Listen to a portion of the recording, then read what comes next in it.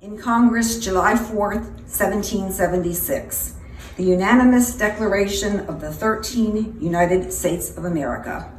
When in the course of human events, it becomes necessary for one people to dissolve the political bands which have connected them with another, and to assume among the powers of the earth the separate and equal station to which the laws of nature and of nature's God entitle them, a decent respect to the opinions of mankind requires that they should declare the causes which impel them to the separation.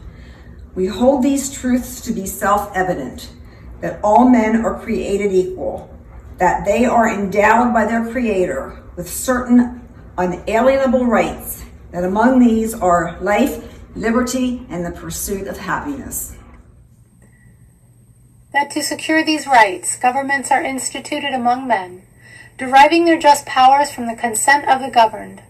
That whenever any form of government becomes destructive to these ends, it is the right of the people to alter or to abolish it, and to institute new government, laying its foundation on such principles and organizing its powers in such form as to them shall seem most likely to affect their safety and happiness.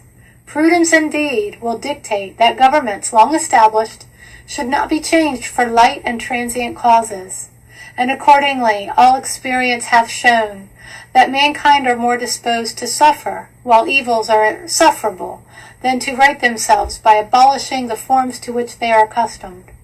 But when a long train of abuses and usurpations, pursuing invariably the same object, evinces a design to reduce them under absolute despotism, it is their right, it is their duty to throw off such government and to provide new guards for their future security.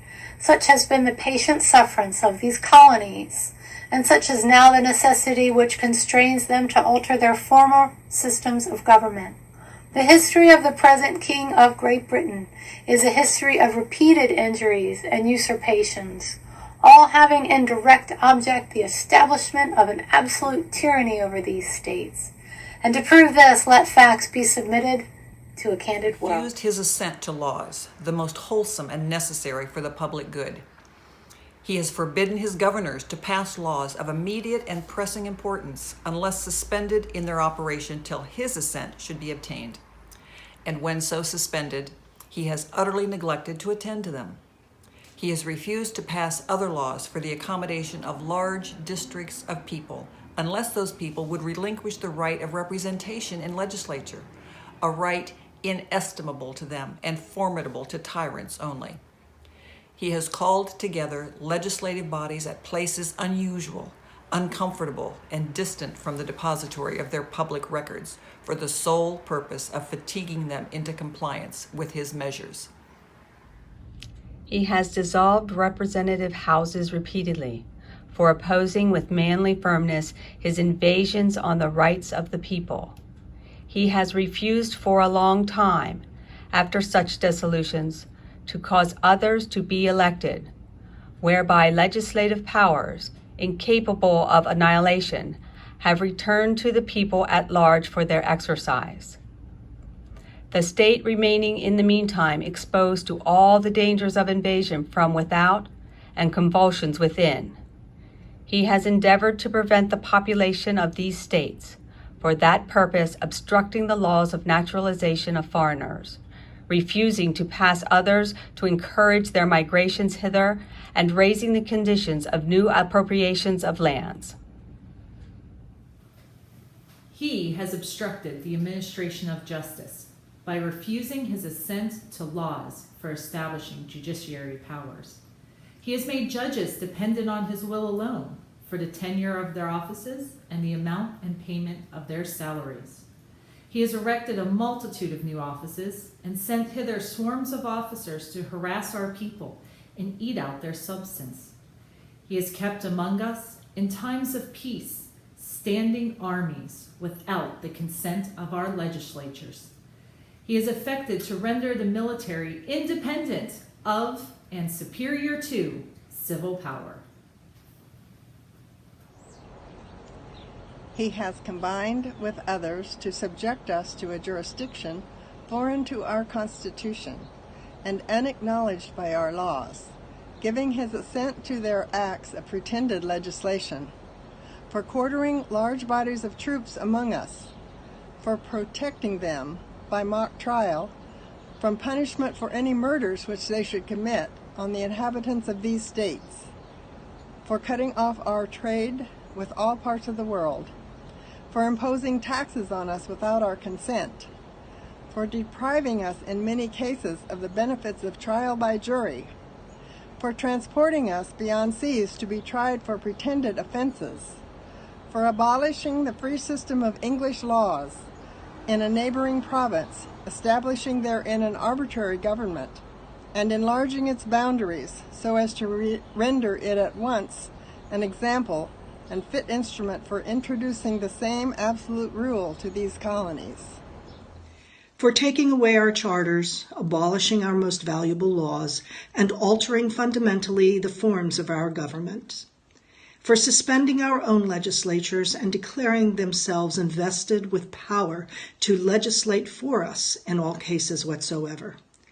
He has abdicated government here by declaring us out of his protection and waging war against us. He has plundered our seas, ravaged our coasts, burnt our towns, and destroyed the lives of our people. He is at this time transporting large armies of foreign mercenaries to complete the works of death, desolation, and tyranny already begun with circumstances of cruelty and perfidy scarcely paralleled in the most barbarous ages, and totally unworthy of the head of a civilized nation. He has constrained our fellow citizens taken captive on the high seas to bear arms against their country, to become the executioners of their friends and brethren, or to fall themselves by their hands.